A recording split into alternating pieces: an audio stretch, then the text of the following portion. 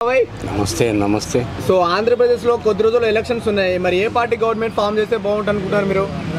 YCP అని confirm నా ఉద్దేశం. వైసీపీ ఎందుకు బాబాయ్? ఇప్పుడు సంక్షేమ కార్యక్రమాలు, పథకాలు, ఫలాలు ప్రతి ఒక్కరికి ప్రతి ఇంటికి అందుతున్నాయి. అందనటువంటి వాళ్ళు లేరు. పేదవాళ్ళందరికీ సంక్షేమ ప్రభుత్వ తరపున ఇచ్చి వైఎస్ఆర్సీపీ పార్టీ తరపున అందే ప్రతి ఫలితం ప్రతి ఇంటికి అందుతుంది. మరి ముఖ్యంగా పిల్లలకి, పేద పిల్లలకి చదువులు, ఇంగ్లీష్ మీడియం, వారి యొక్క మంచి భోజనం, డ్రెస్సు, స్కూల్ బ్యాగులు, బుక్స్, షూ అన్నీ అందుతున్నాయి. మరి వారి తల్లిదండ్రులు ఎవరికి వేస్తారు? సంక్షేమ పథకాలు సోమరిపోతులు చేస్తున్నారు. ఎట్లా సోమరిపోతులు ఎలా అవుతారు చెప్పండి? పేదవాడికి సహాయం చేయటం వల్ల సోమరిపోతులు ఎలా అవుతారు? ఇప్పుడు ఆకలైంది, నాకు అన్నం పెట్టామనుకో మంచిదే కదా. సోమర్థనం ఎలా అవుతుంది? వాడు సంపాదించుకోవాలి, పిల్లలు చదువుకున్నారు, వాళ్ళు ఎడ్యుకేటర్ అవుతారు, ఉద్యోగస్తులు అవుతారు, లేదా వ్యాపారస్తులు అవుతారు, జ్ఞానాన్ని తెచ్చుకుంటారు. జ్ఞానం లేకుండా ఉండటానికి సోమరిపోతులకి దానికి సంబంధం లేదు కదా. లేదు, సోమరిపోతులు కారాళ్ళు చదువుకుంటారు, వాళ్ళ పిల్లలు చదువుకుంటారు. నేను సపోజ్ మరి మద్యపానం నిషేధం అన్నట్టు చేసిందా? మద్యపానం అంచెలంచెలుగా మద్యపానాన్ని అయిపోయింది కదా, 5 ఏళ్ళు అయిపోయింది. మద్యాన్ని ముట్టుకుంటే షాక్ తగిలేలాగా చేస్తాను అన్నాడు. మద్యం రేటు పెంచాడు. స్పిరిట్ ఎలా కలుపుతుంది? ఆ పార్టీ అనుకోవటం వేరు.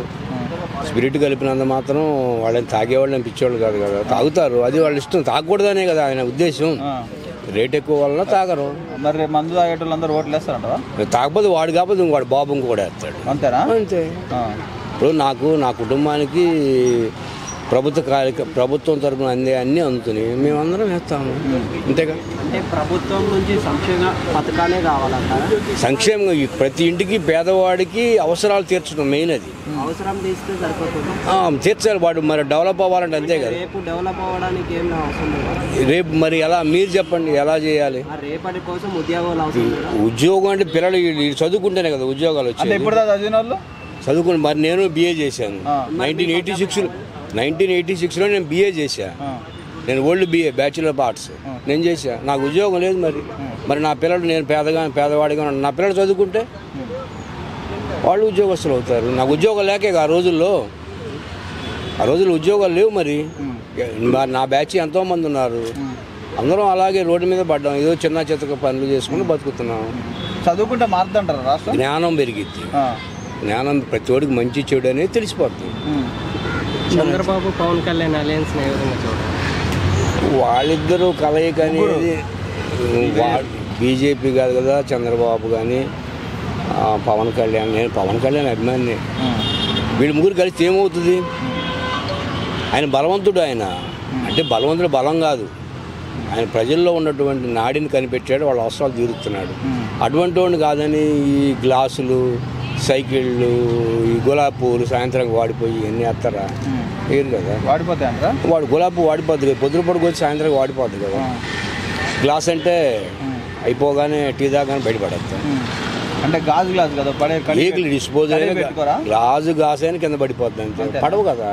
ఇప్పుడు ఒక వ్యక్తి, రాజకీయ నాయకుడు అనే వ్యక్తి ఉన్నాడు అనుకోండి, ప్రజల్లోకి వెళ్ళాలా, నేను ఈ పని చేయగలను, నా ప్రభుత్వం లేదు నన్ను గెలిపించండి, ఈ సంక్షేమ కార్యక్రమం పేదవాడి అవసరాలు నేను తీరుస్తాను అని చెప్పే మొగోడు వాడు ఎవడు లేడు కదా. వాళ్ళలో ఉంటే పర్లేదు, కొద్ది ఓటు పడతాయి. ఇప్పుడు వీళ్ళు ముగ్గురు కలిసినంత మాత్రం ఏమవుద్ది? ఆయన ఏం బీకి తప్పలేదు కాదు బాబాయ్. మంచి జరిగితేనే ఓటేయండి అంటున్నాడు. అవును, మరి మంచి జరిగితేనే ఓటేయండి అన్నాడు. మంచి జరిగితేనే ఓటేస్తారు. వైసీపీ వాళ్ళకి జరుగుతుందా? అందరికి అన్ని పార్టీలు జరుగుతుంది. సరే, ఓవరాల్ ఇప్పుడు ఎన్ని సీట్లు రావచ్చు మరి మీ అంచనా ప్రకారం? వై నాట్ 175 అన్నాడు కదా. కొడతాడని నా ఉద్దేశం. అంటే వీళ్ళంతా నిద్రపోతారా? మిగిలిన ముగ్గురు నిద్రపోతారో పడుకుంటారో అది వాళ్ళ ఇష్టం. అది వాళ్ళ ఇష్టం. అది ఇప్పుడు ఎందుకు నేను మంచి చేస్తేనే నాకు ఓటు వేయండి అన్నాడు. మరి దమ్మున్నవాడు అతనే కదా.